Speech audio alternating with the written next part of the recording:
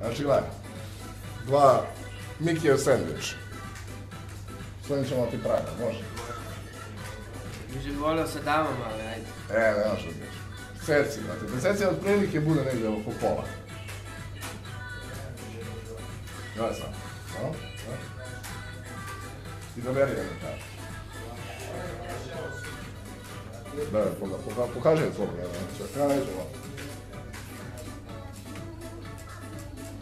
Može? Gledaj sam. Ti ćeš da mešaš karte, znači samo da vidim. Ovo je više ide na brojanje trik, znaš, zato što morat ćeš da upamtiš, ti ćeš da mešaš prvi. Ove moje karte, ovdje.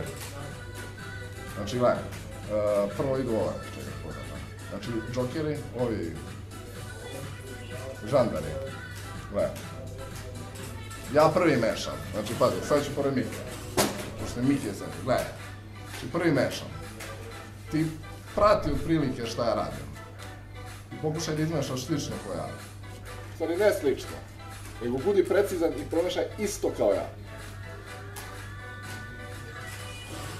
Znači kad si zadovoljan, promešaš jedan. Zadovoljan sam. Jes. Znači gledaj.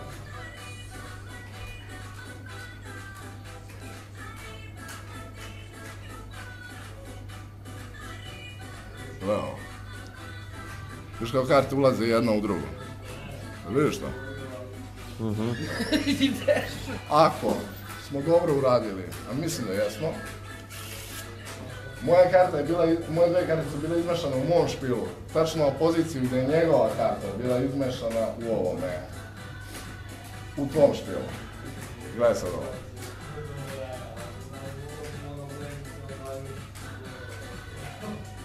Jedna karta.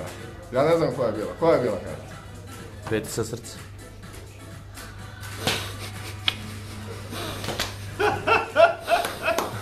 To? Nije tamo. Bože.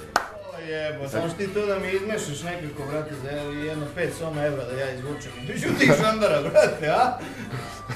A? Možemo poker da igramo. Ne. Nemoj pivo da stivaš kako pivo. To, brate, krupni kadar.